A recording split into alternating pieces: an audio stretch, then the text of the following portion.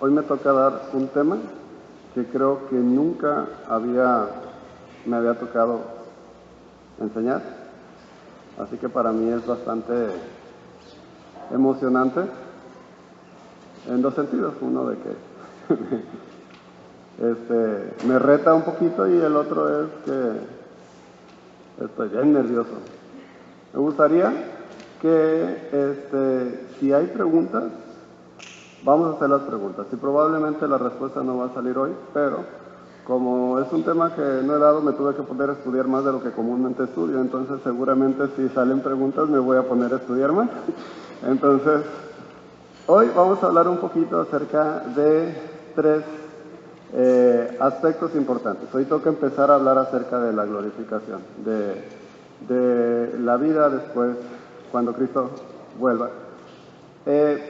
Pero vamos a hacer una plataforma previo a entrar a la glorificación, a la consumación, y vamos a hablar un poquito acerca de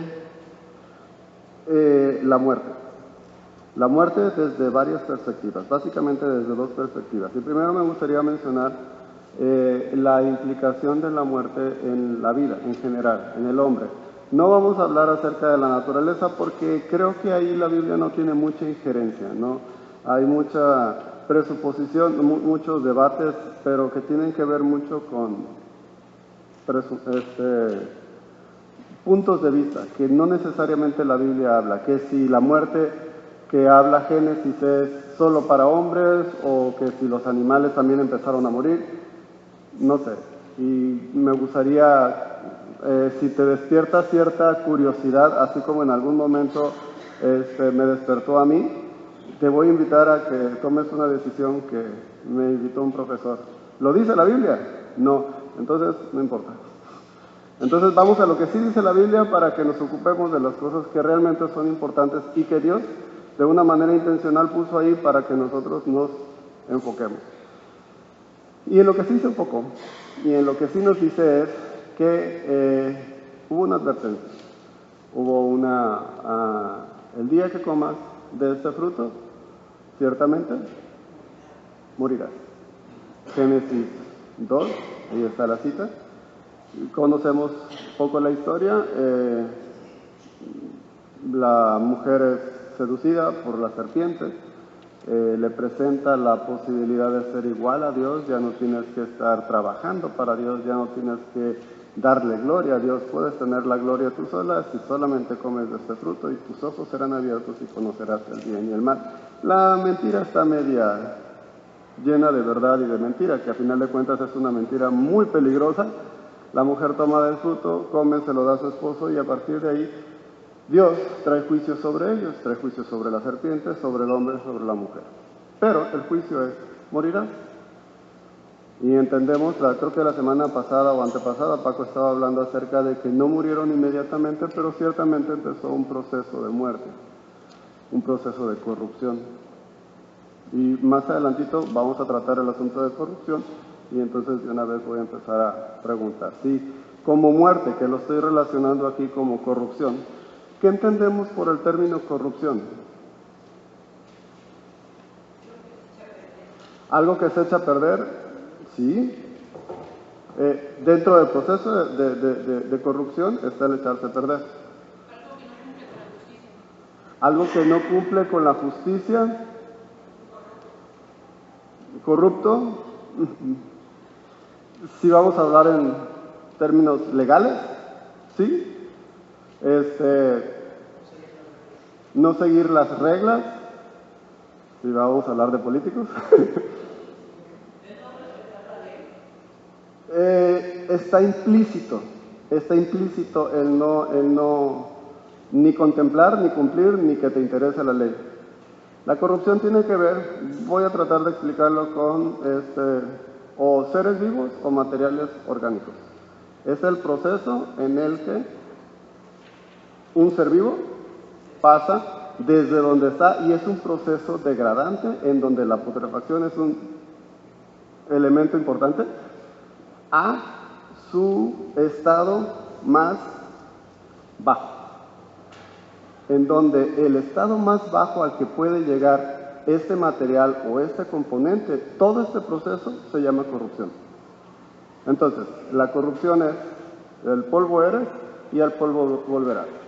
Te vas a morir, te vas a podrir hasta que te hagas polvo. Eso lo podemos ver en cualquier esfera en donde se utilice el término corrupción. ¿Por qué? Porque corrupción no hay un tope, sino hasta que llegues al punto más bajo. No hay un momento en el que dentro de un proceso de corrupción se detenga ese proceso y digas, bueno, ¿sabes qué? Ya recapacitamos, vamos a cambiar de dirección. No. Un proceso de corrupción implica que algo está muerto. Entonces, la muerte entra al hombre como juicio por la desobediencia.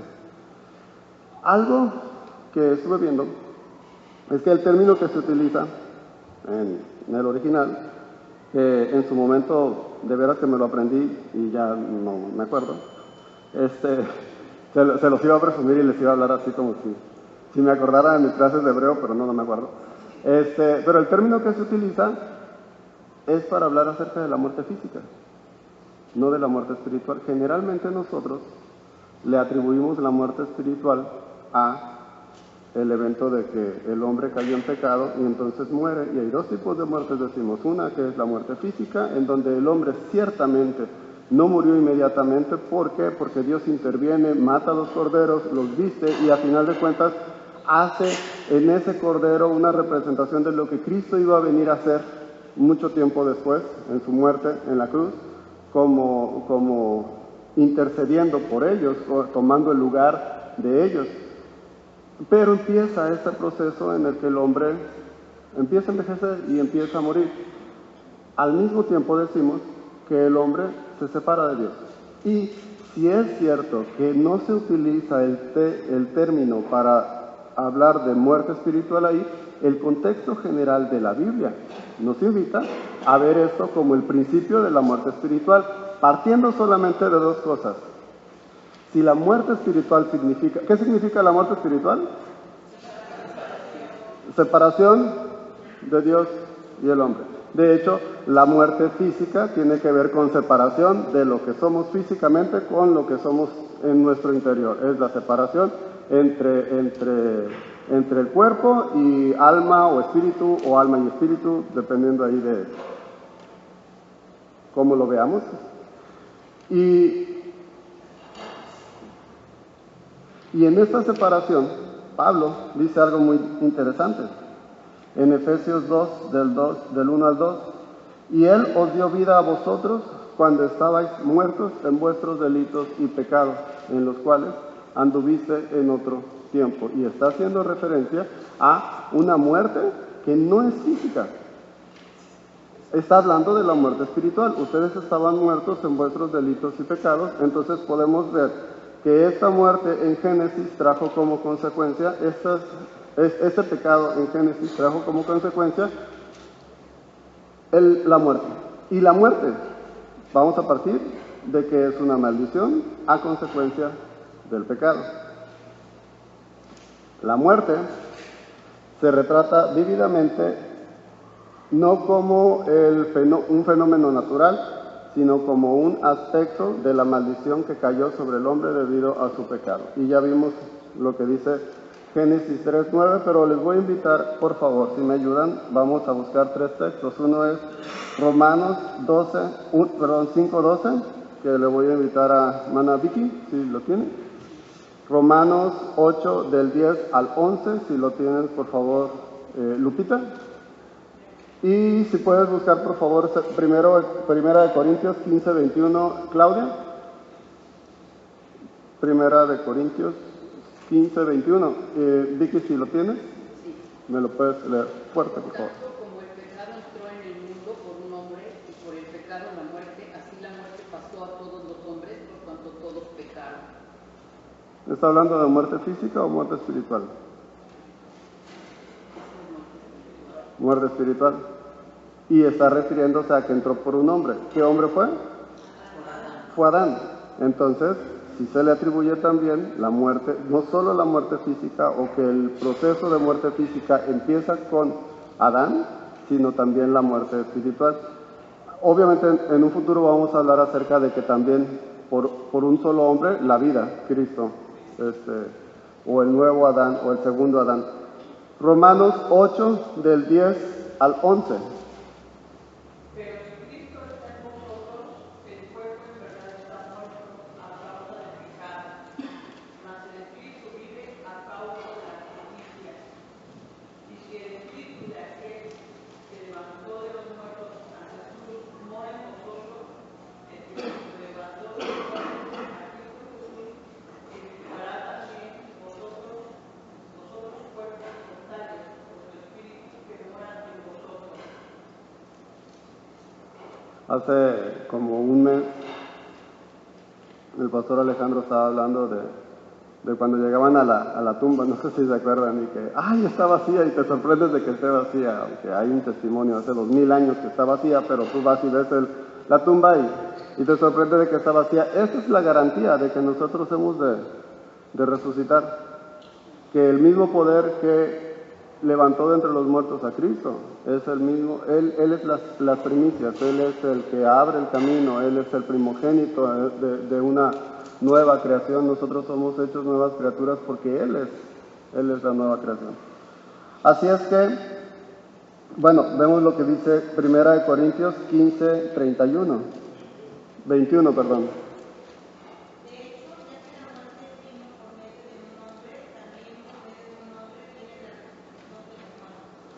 Ya que por medio de un hombre viene la muerte, por medio de un hombre también viene la resurrección de los muertos. Y básicamente es lo que dice Romanos 5:12.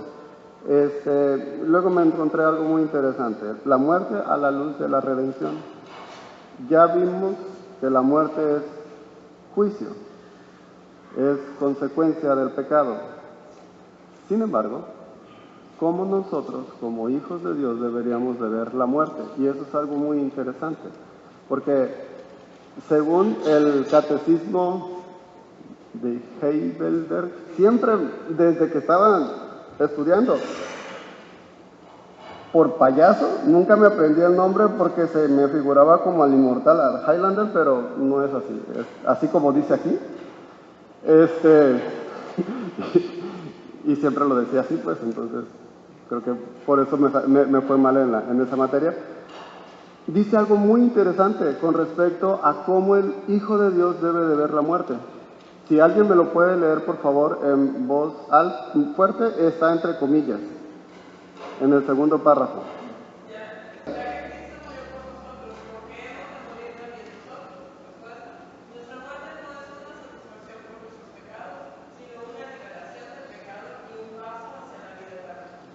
Ok, si la muerte es consecuencia del pecado, si la muerte es juicio por el pecado, el juicio lo pagó Cristo.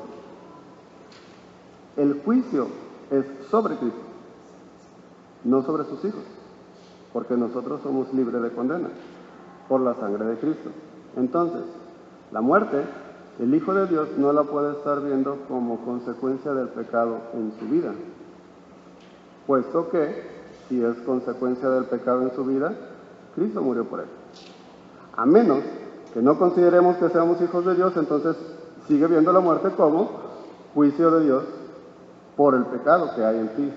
Pero si tú estás marcado con la sangre de Cristo, alguien ya pagó por ese juicio, que es Cristo. Ahora, está muy interesante la segunda parte en donde dice, sino una liberación del pecado y un paso hacia la vida eterna.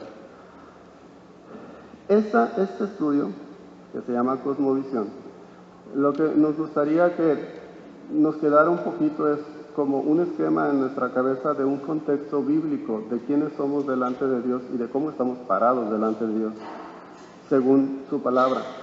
Así es que eso nos debería de llevar, el entendimiento de esto nos debería de llevar a un consuelo cuando nosotros estemos cerca de una circunstancia como la muerte. ¿Sí? Creo que eso lo vemos muy claro en los velorios. Ajá.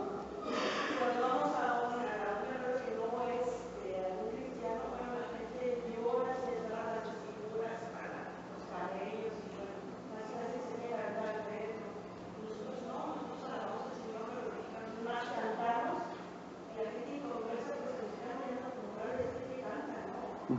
¿Cuál es la razón de este gozo? Nosotros tenemos una esperanza en la paz, si algo de predicar en el velorio. Claro, es una muy buena oportunidad para predicar en un velorio.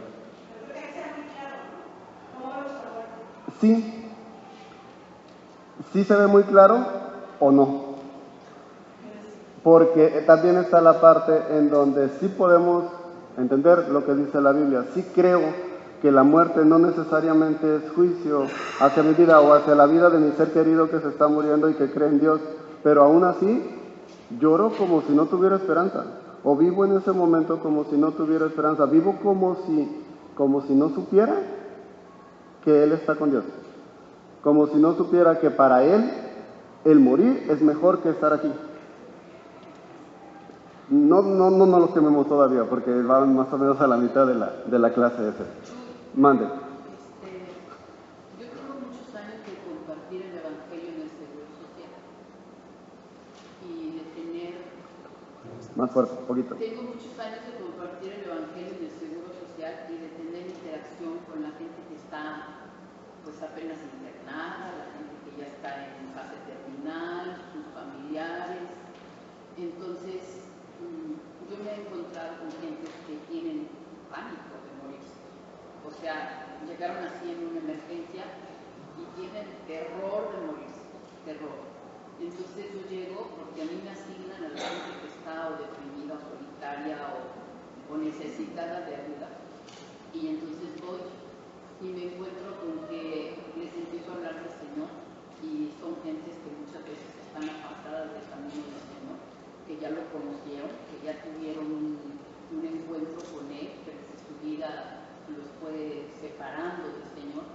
Y entonces yo he encontrado a gente que ha hecho una renovación de votos, gente que ha aceptado al Señor y gente que definitivamente dice, pues no sé ni a dónde voy, pero tampoco me importa. Entonces, pues es muy claro, ¿no?, que nosotros tenemos que ver la muerte como un paso de liberación. Desde el mismo momento en el que el Señor nos toma, nos está liberando. Claro. Hay unos textos que me gustaría que viéramos, Romanos 6, que si queremos hablar un poquito acerca de la muerte, puedes leerte en tu casa Romanos 6 completito y está muy, muy padre. Romanos 6:9, si lo puedes buscar, por favor, Cindy. Y segunda de Timoteo 1:10. Luis, si lo tienes, si lo puedes buscar. Sabiendo que Cristo, habiendo resucitado de los muertos, ya no muere, la muerte no se enseñorea más de él. Ok, aquí me gustaría que viéramos a Cristo venciendo la muerte y la muerte ya no se enseñorea sobre Él. Ya me iba a saltar una parte, pero no. Vamos a escuchar lo que dice segunda de Timoteo 1:10. Luis. Pero que ahora ha sido manifestada por la aparición de nuestro Salvador Jesucristo, quien quitó la muerte y sacó a la luz la vida y la inmortalidad por medio del Evangelio.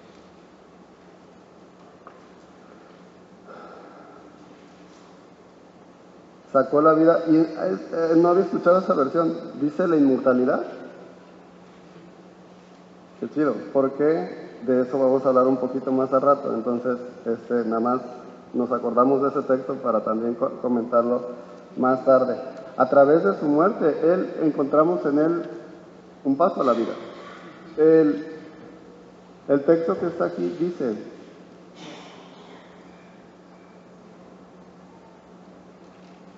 el de Filipenses, está bien padre, dice, todo es vuestro.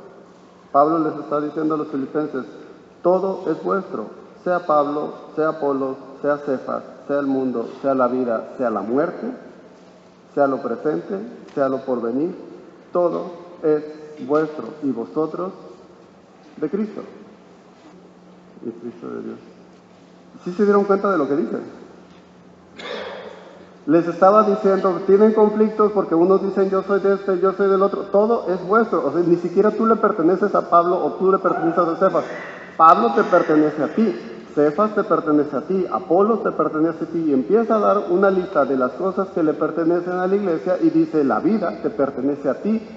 La muerte te pertenece a ti.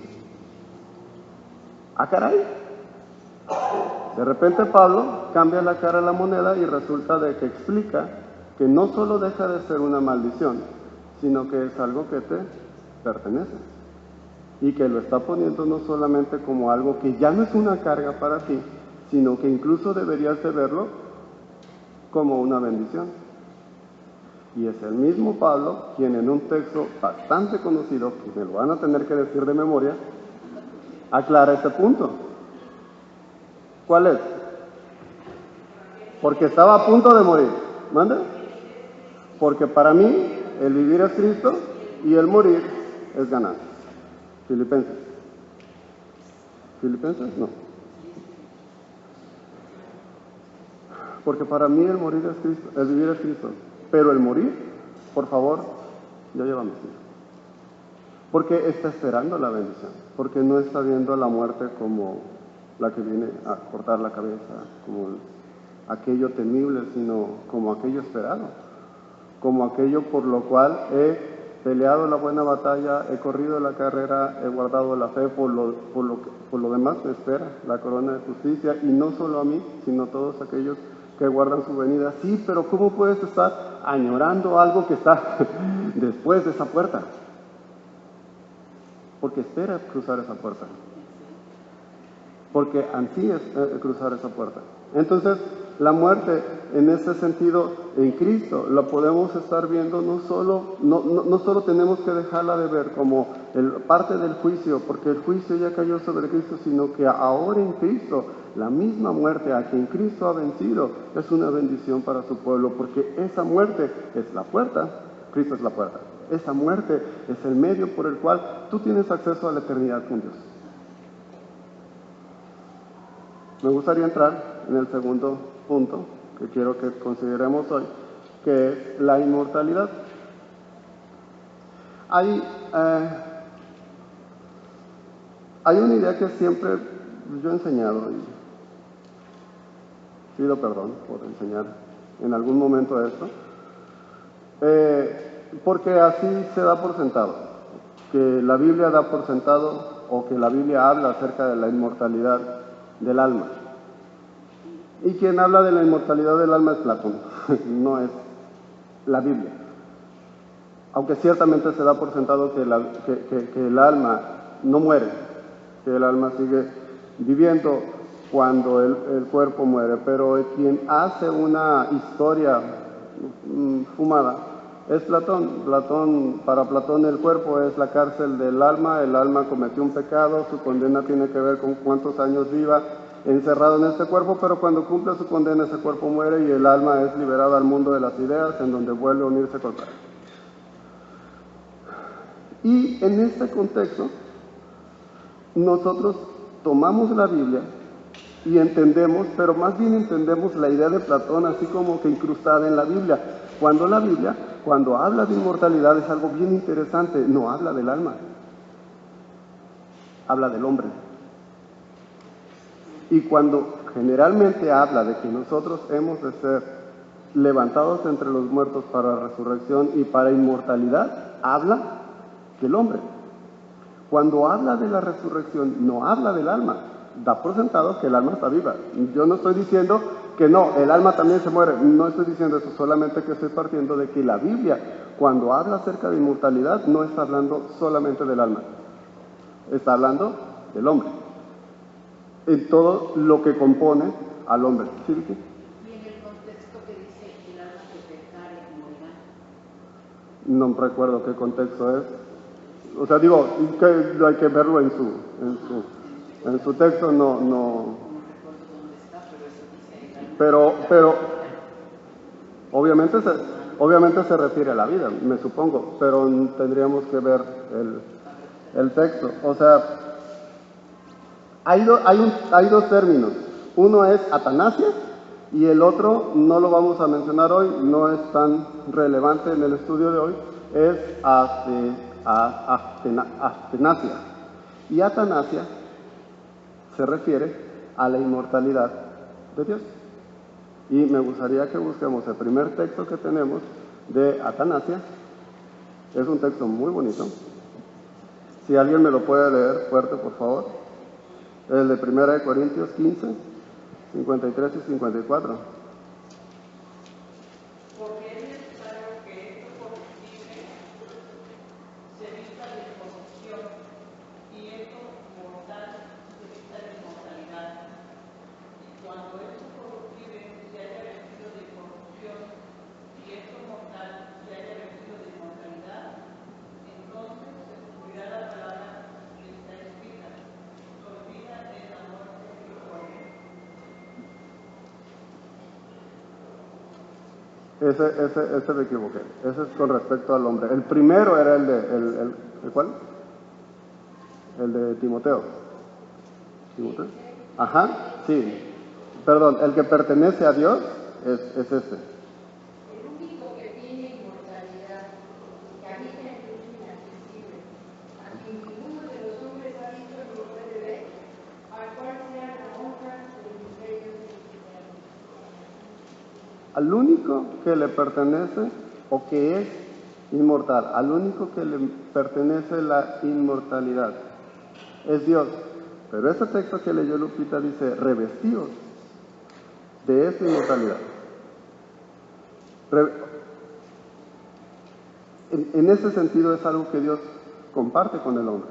No es algo que el hombre tenga en sí mismo, sino que dice revestidos de aquel que es el único que tiene esa inmortalidad, de aquel que es el único que le pertenece. Y en un sentido, Dios es inmortal, pero pues Dios también es eterno. Y eterno abarca mucho más que solo inmortalidad. Eterno es infinito en tiempo, en vida, en espacio, en gloria. Dios es eterno. Pero cuando hablamos de la inmortalidad, Dios comparte esa inmortalidad con sus hijos. Lo que la Biblia subraya es que vivir aparte de Dios es muerte, pero que la comunión con Dios es vida verdadera. Esta vida verdadera ya es disfrutada por aquellos que creen en Cristo.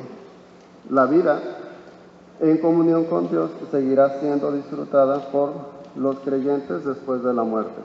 Pero, como lo enseña Pablo en Filipenses 1 del 21 al 23, que es el que ya mencionamos ahorita, el texto que mencionamos ahorita.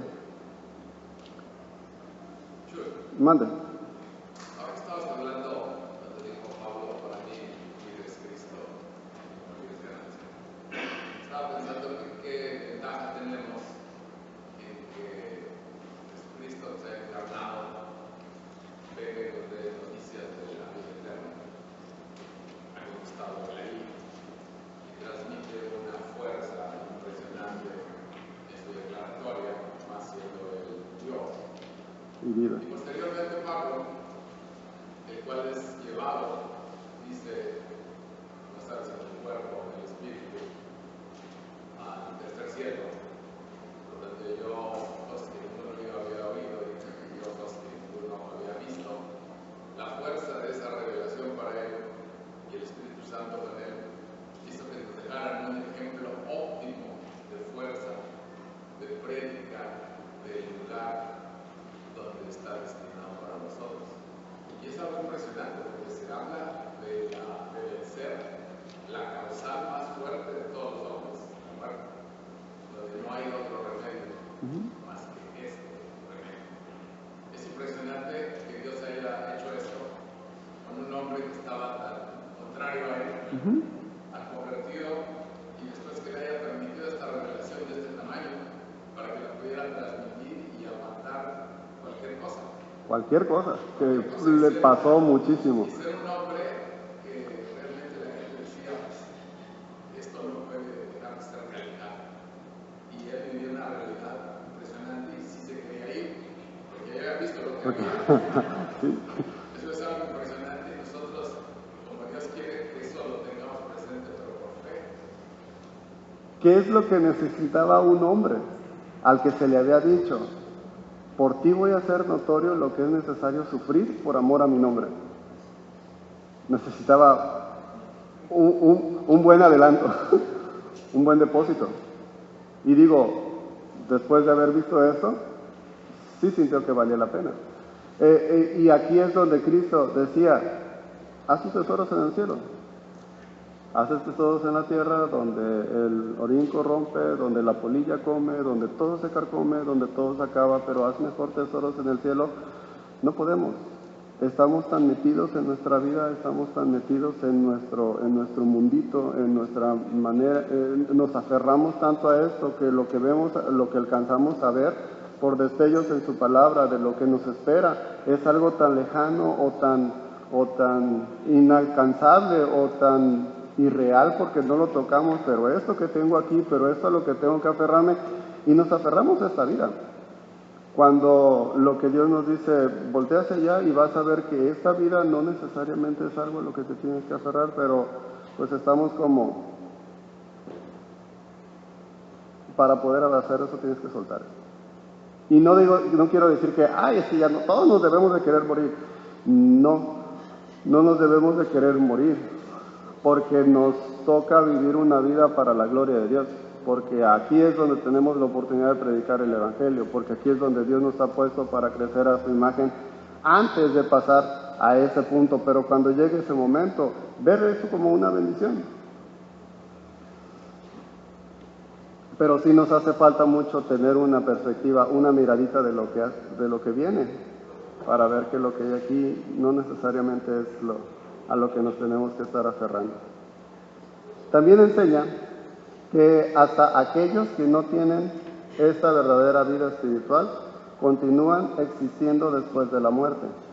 Su continua existencia, sin embargo, no será feliz, sino de tormento y angustia. Ahí tenemos unos textos ahí, no nos va a dar chance de ver todos los textos, pero entendemos que unos van para juicio y otros van para gloria.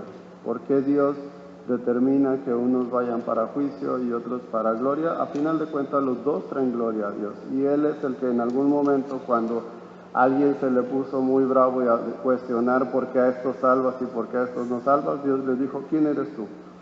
Para decirle al alfarero, si el alfarero decide que va a ser de la misma masa vasos de honra y vasos de deshonra, Dios en su infinita sabiduría y poder decidió hacer este plan. Ahora, desde este lado, desde la iglesia, creo que los que menos tenemos derecho a decirle a Dios, ¿por qué a unos no los salvas? Lo que deberías de cuestionar es, ¿por qué Dios te salvó a ti?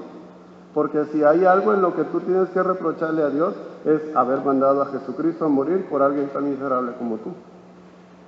Digo, si nos vamos a poner en el plan de exigirle a Dios una respuesta tan exigente, si alguien me puede ayudar, por favor, con el siguiente párrafo.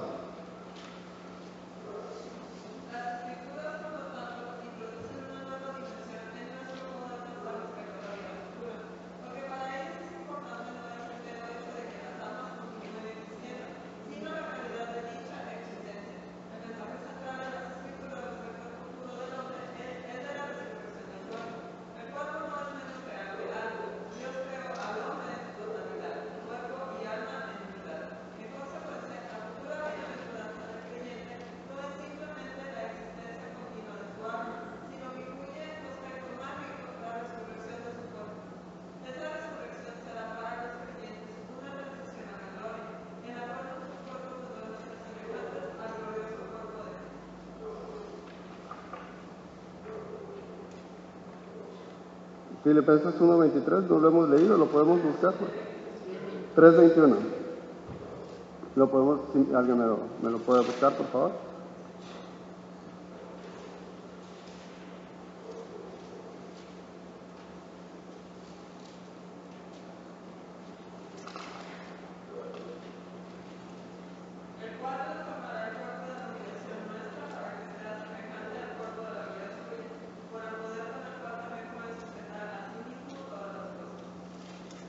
Aquí, a mí me gustaría hablar un poquito en tiempos antiguos, cuando la Santa Inquisición estudiaba la manera en cómo la tortura podría ser más efectiva. La tortura, según la definición de la Santa Inquisición, la tortura era ejercer el mayor dolor posible antes de la ejecución. Si era solamente azotes para que luego te dejaran ir como una parte de castigo, no era tortura. La tortura es, antes de matarte, vamos a hacer que sufras.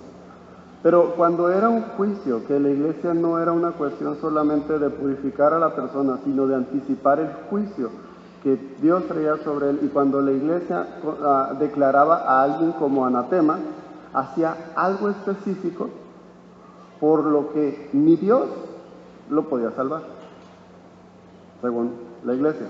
¿Alguien sabe qué era? Los quemaban. Los quemaban. ¿Por qué? Sí, estaban locos, pues, pero, ¿mande? Sí, pero lo que ellos decían era porque cuando venga Cristo y cuando levante sus cuerpos, ¿cuáles cuerpos? Si están hechos polvo. Entonces, pobrecito Cristo no tiene el poder de salvar por si nos equivocamos. Y no era cierto, de todos modos se va a ir al infierno porque nosotros lo decimos. Entonces lo quemaban para que esa persona cuando Cristo viniera no fuera levantado de entre los muertos porque no tenía un cuerpo corporal. Ahora, si me pueden volver a leer el texto que leyeron ahorita. Sí.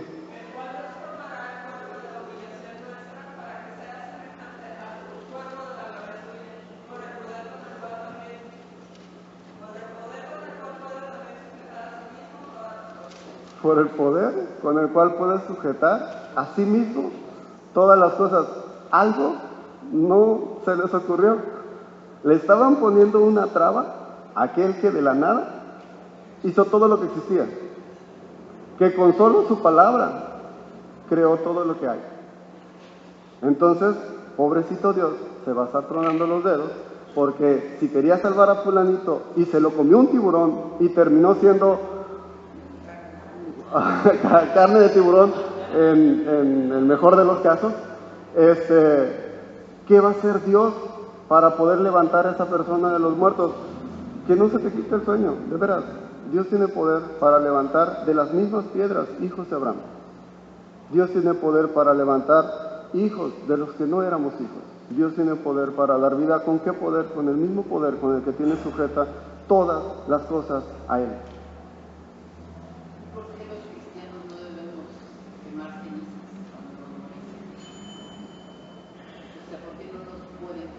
¿Que por qué no nos pueden incinerar? Yo creo que eso es un trasfondo católico. No sé si estoy atentando con algún principio en la iglesia, pero según lo que yo tengo entendido, eso es un principio católico, que tiene que ver con, si lo incineras, ¿cómo le va a hacer Dios para levantarlo de entre los muertos?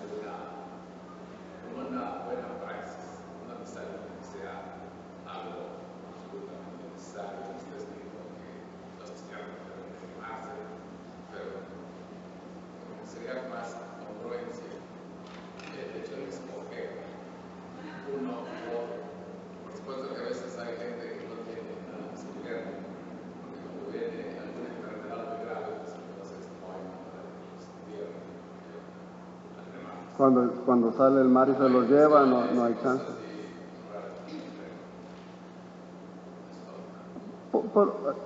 Y entiendo esa parte, pero por otro lado no podemos decir que está mal.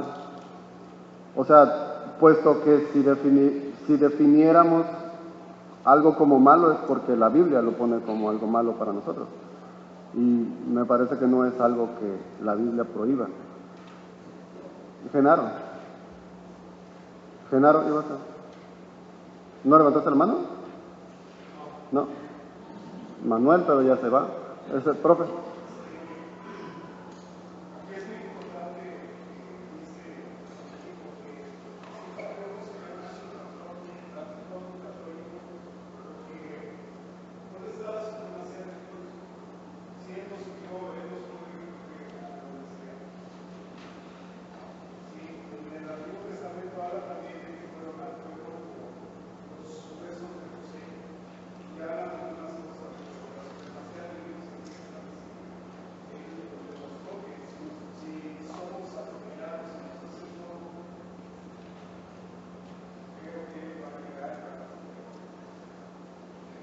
El 30% de los mártires en el Coliseo era por Cristo.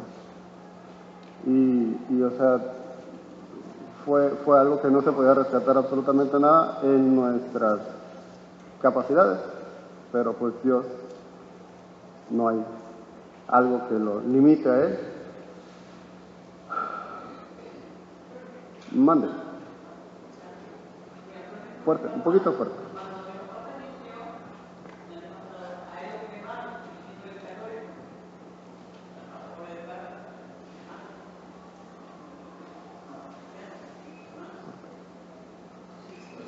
Usted no se oye. Ajá.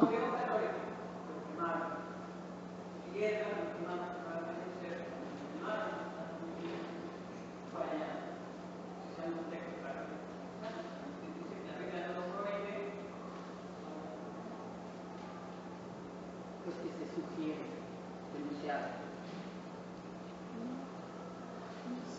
No tengo exactamente una respuesta, digo, porque en sí no entendí mucho la pregunta, pero no sé aquí si me puedo detener mucho. Yo creo que en sí no me puedo detener mucho porque tengo un tema aparte que es el que básicamente yo andaba emocionado porque necesitamos introducirlo para la continuidad de la próxima semana, pero me parece que es un tema en el que podríamos entrar en asentar algo, si hay algo en la Biblia que a mí me permite asentarlo, pero por cuanto la Biblia no me dice haz esto o no hagas esto, yo creo que sí sería una cuestión de libertad de conciencia. O sea, porque no estoy atentando contra un principio moral que Dios haya prohibido o mandado en la iglesia. Sin embargo, si a tu juicio puede ser algo que tú consideras que sea algo malo, no lo hagas, claro que no lo hagas. O sea, porque no estaría, si solamente lo haces y aún dudando, eso dice Pablo que es pecado. Si lo haces para tropezadero de otras personas, es pecado. Pero si dentro de tu libertad en Cristo, Dios te permitió, dice que el que coma para la gloria de Dios, que el que beba para la gloria de Dios, porque a final de cuentas son áreas en las que Dios no te dice sí o no, sino que te lo deja tu sabiduría. Obviamente la sabiduría en un contexto eclesiástico. Pero bueno, voy a tratar de pasar a otro punto.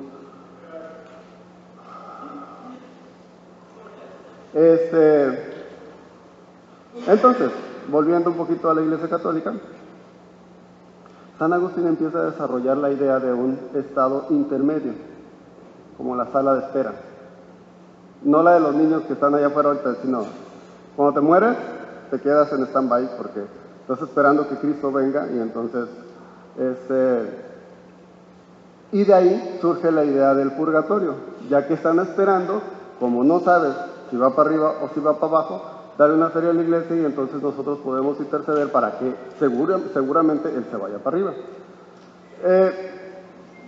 Obviamente la iglesia protestante cuando sale de la iglesia renuncia a un montón de cosas que la iglesia católica no estaba haciendo mal, pero lo que hace Martín Lutero es que lo del estado intermedio él lo reprueba y dice no, la cosa no es así. Y sin embargo Juan Calvino luego llega y dice no, ¿saben qué? O sea, sí estamos tachando esto como algo malo, pero en la manera en cómo ellos empezaron a vender las indulgencias, en cómo ellos empezaron a interceder por personas que supuestamente estaban ahí.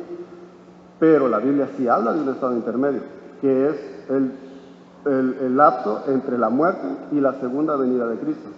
La muerte de la persona y la segunda venida de Cristo. ¿Qué es lo que pasa en este tiempo? Entonces, existen por lo menos 3 casos claros en el Nuevo Testamento en que la palabra sí que se usa para significar, para designar aquel aspecto del hombre que continúa existiendo después de la muerte. La primera de estas la encuentras en Mateo 10:28, que les voy a invitar a que... Es el de... No temas, aquel que puede matar el cuerpo. Nomás hay que comprobarlo, por favor. No temas aquel que puede matar el cuerpo, más bien, teme aquel que después de que mueras puede tomar tu alma y mandarlo al infierno. ¿Quién es aquel que puede tomar tu alma y mandarla al infierno? Dios. No está hablando de Satanás, no está hablando de la muerte, no está hablando de algún ser poderoso, no, está hablando de Dios. Teme a Dios. No temas al hombre, no temas a Satanás, no temas a la muerte, porque no hay algo que temer si tú estás temiendo a Dios. Teme a Dios. ¿Sí ese se va? Y hay otros 2 textos que básicamente son cuando Juan va al trono celestial y él ve a los decapitados, a las almas de los decapitados que murieron como mártires, y que están diciendo: ¿hasta cuándo, Señor? ¿Hasta cuándo has de hacernos justicia? ¿Hasta cuándo hemos de esperar que tú nos redimas, que traigas este cuerpo glorificado a nosotros? ¿Por qué? Porque son almas que están en espera. Y la próxima semana vamos a hablar un poquito de esta espera, pero ya están disfrutando en la presencia de Dios. Sin embargo, esperan algo más. Esperan que Cristo regrese en gloria, porque ellos no tienen su cuerpo. Ellos solamente están allá en espíritu. Y al estar solamente en espíritu, sí gozan de la presencia de Dios, pero no de una manera plena. Pero, ¿manda? ¿No saben qué? No, y no están inconscientes, no están dormidos como en alguna ocasión se ha dicho en algunas ideas teológicas. Debe añadirse que el Nuevo Testamento a veces usa la palabra espíritu, neuma, para describir el aspecto del hombre.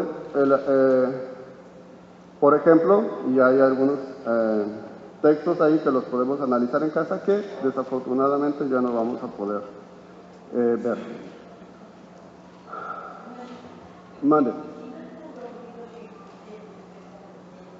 Esa es una muy buena pregunta. Según los textos de Apocalipsis, que si no están dormidos, entonces, ¿qué están haciendo?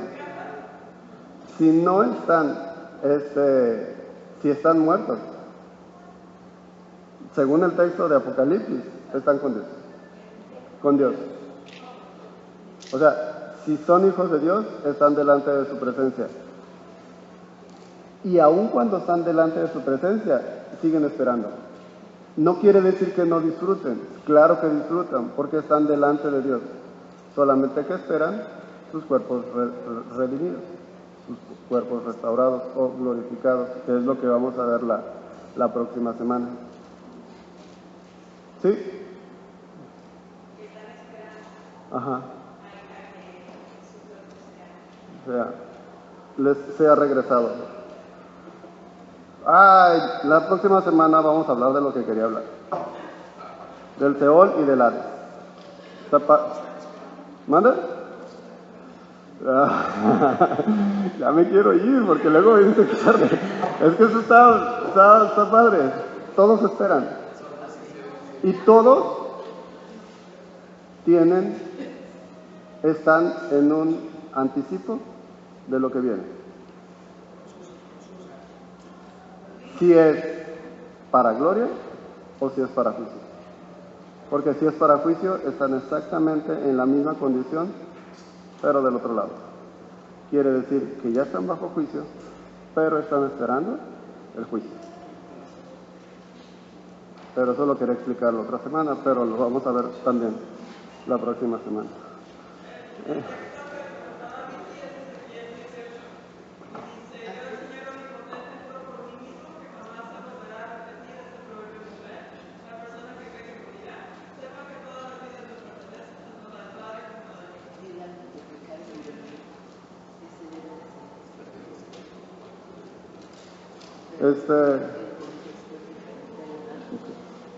¿Oramos? Y nos despedimos. ¿Es preguntas, verdad? Ok, qué bueno. Pero apúntamela y la otra semana lo podemos checar. Señor bendito, gracias por el día que nos has dado. Gracias, Señor, porque estás con nosotros y nos permite conocer un poco más de ti, un poco más de quiénes somos en ti. Gracias, Señor, por esa nueva vida. Gracias, Señor, porque podemos ver a quien antes era nuestro peor enemigo como una bendición en ti. Te pedimos, Señor, que podamos ser no solo entender estas cosas, Señor, sino poder vivir de acuerdo a ese entendimiento, poder encontrar una paz en una relación creciente contigo, de tal manera que lo que para otras personas es una locura, nosotros podamos verlo como una bendición para nuestra vida. En el nombre de Cristo Jesús oramos. Amén.